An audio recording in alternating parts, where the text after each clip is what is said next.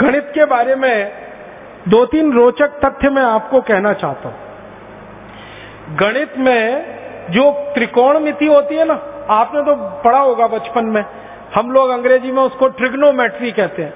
ये जो त्रिकोणमिति है, ये जो ट्रिग्नोमेट्री है, ये महर्षि आर्यभट्ट की खोज है। उन्होंने सबसे पहले त्रिकोणमिति दिया है पूरी दुनिया को जानने, समझने और सीखने के लिए। और आप जानते हैं, इसी त्रिकोणमिति को आधार बनाकर दुनिया में सारा निर्माण कार्य चलता है।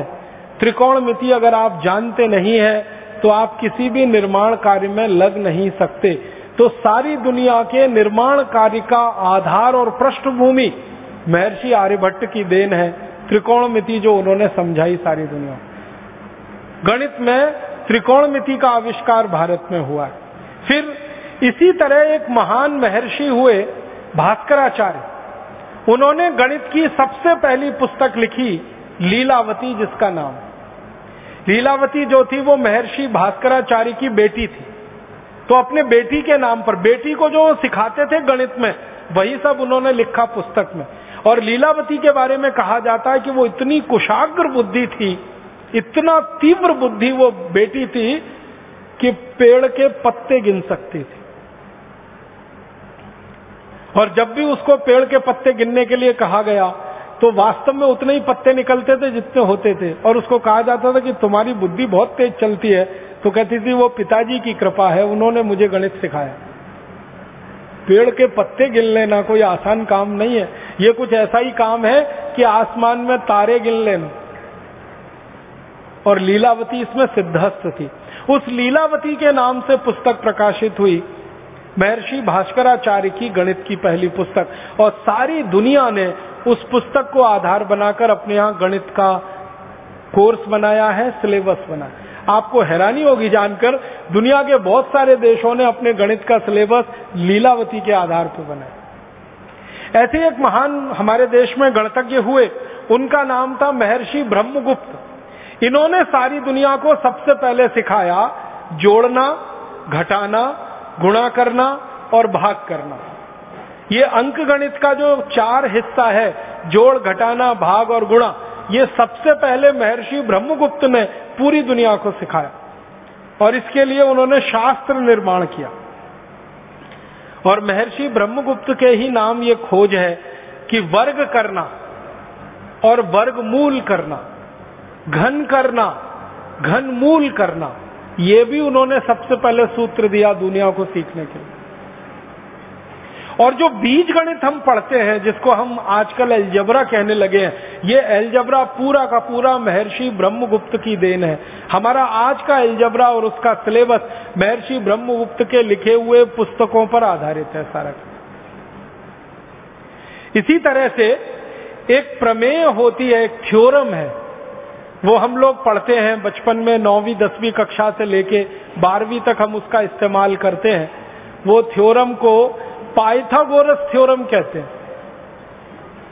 पाइथागोरस का जन्म हुआ ईसा से 8 शताब्दी पहले, और ईसा के 15वीं शताब्दी पहले के भारत के गुरुकुलों के रिकॉर्ड्स बताते हैं कि पाइथागोरस हमारे यहां था। हम उसको बोधायन प्रमेय के रूप में पढ़ते थे। बोधायन एक महर्षि हुए, उनके नाम से वो प्रमेय पढ़ाई जाती थी भारत में ईसा के जन्म के 15 शताब्दी पहले। माने आज से लगभग 3,500 साल पहले वो प्रमेय भारत में पढ़ाई जाती थी बोधायन प्रमेय के नाम से। और वो प्रमेय क्या है? कर्ण का वर्ग बराबर लंब का वर्ग धन आधार का वर्ग, हिंदी में कहते हैं ना, हाइपोटेन्यूज का स्क्वायर परपेंडिकुलर और बेस के स्क्वायर के एडिशन के बराबर। तो कर्ण का वर्ग बराबर लंब का वर्ग धन आधार का वर्ग, ये जो हम पढ़ते हैं, ये सबसे पहले बोधायन महर्षि की देन है, जिसके आधार पर सारी दुनिया ने सीखा।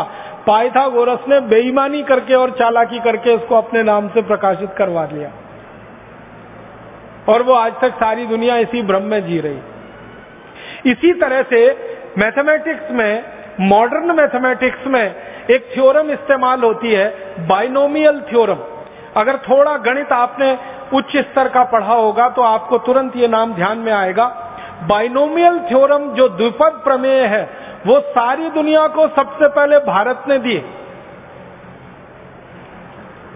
और ये बाइनोमियल थ्योरम भी महर्षि आर्यभट्ट की देन है सारी दुनिया।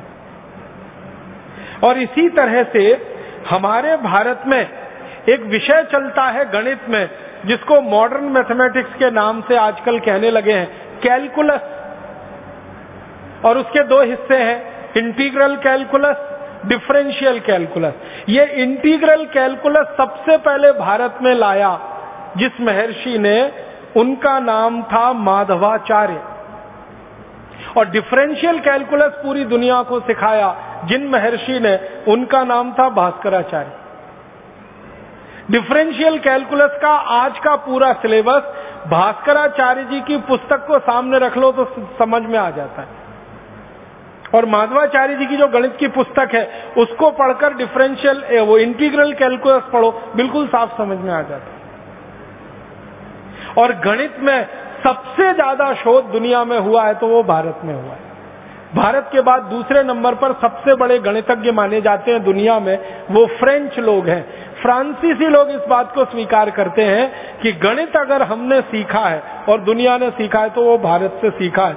और गणित की जो मूल बात है, 0, 1, 2, 3, 4, 5, 6, 7, 8, 9, जिसको हम नंबर सिस्टम कहते हैं, ये सारी दुनिया को भारत की देन है।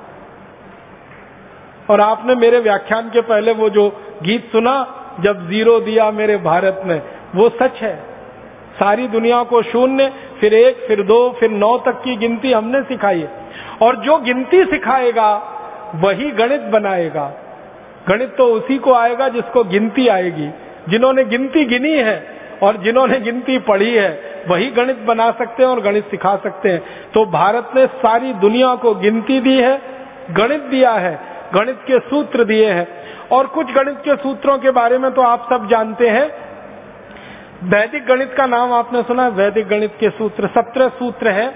इन सूत्रों को जो सीख लेगा वो गणित का इतना बड़ा पंडित हो जाएगा कि कैलकुलेटर से ज्यादा तेज कैलकुलेशन वो कर पाए। कुछ भारतवासी सारी दुनिया में अपना चमत्कार दिखाते रहते हैं गणित का। एक बहन जी है, एक माता जी है, नाम नहीं लेना चाहता उनका, आप सब समझ जाएंगे 1 मिनट में। वो पूरी दुनिया में प्रवास करती हैं और बड़े बड़े शो करती हैं, लाखों रुपए उस शो के वो लेती हैं। एक एक व्यक्ति उस शो में जाए तो हजारों रुपए की टिकट खरीदता है, डॉलर्स में खरीदता है। और वो माताजी सबको यही बताती हैं गणित के सूत्र, और चमत्कारिक तरीके से बताती है।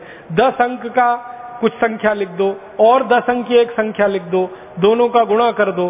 कैलकुलेटर जितनी देर में बताएगा वो माताजी उसके पहले बता देती है, और लाखों डॉलर बरसते हैं उनके ऊपर। वो कुछ भी नहीं है, वैदिक मैथमेटिक्स के सूत्र हैं। कोई सीख लेगा तो वो बता देगा, उसमें कौन सी खास बात है।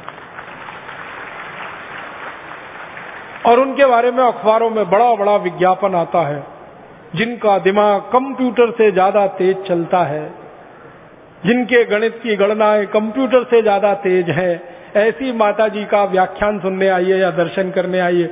मैं सोचता हूं कि ऐसी तो सभी माताएं हो सकती है, सभी बहनें हो सकती हैं, सभी भाई हो सकते हैं। बस वैदिक गणित के वो 17 सूत्र सीखने की देर है। और वो सूत्र अगर आपको सीखने हो तो पुस्तकें उसकी बाजार में उपलब्ध हैं। मेरी आपको एक विनम्र प्रार्थना है, वो ये कि आपके घर में छोटे छोटे बच्चे हैं, उनको वो सूत्र जरूर सिखा दीजिए। गणित उनको रोचक हो जाएगा। हमारे देश के बच्चों को गणित में ही सबसे ज्यादा बोरियत आती है, क्योंकि आज जो हम गणित सीखते हैं और सिखाते हैं वो अंग्रेजों के तरीके से सीखते हैं और अंग्रेजों के तरीके से सिखाते हैं, उसमें रस बिल्कुल नहीं है। लेकिन ये जो वैदिक गणित लिखा गया है, इसको सीखने में इतना रस है कि आप 90 साल के भी हो जाएं तो भी आप वैसे ही सीखेंगे जैसे 15-17 साल के बच्चे सीखते हैं। हमारे भारत में शिक्षा के बारे में जो सबसे गहरी बात है कि शिक्षा को रसपूर्ण बना के सिखाना, हंसते हंसते सिखा देना, खेलते खेलते सिखा देना, गाना गाते गाते सिखा देना, गीत गाते गाते सिखा देना, दुनिया में कहीं नहीं है ये। तो वैदिक गणित के सूत्रों को आप सीखें, बहुत अच्छा हो। नहीं तो अपने बच्चों को जरूर सिखाएं। पुस्तकें बाजार में उपलब्ध हैं, उनसे आप आसानी से कर सकते हैं। और मेरा तो कहना है कि आप सीखकर दूसरों को सिखाने का अभियान चला सकते हैं।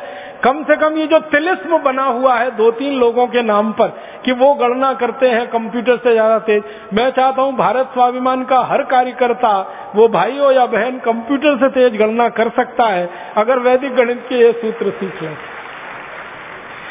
एक दो बात और कहना चाहता हूं। हम भारतवासियों ने दुनिया को और क्या क्या दिया है।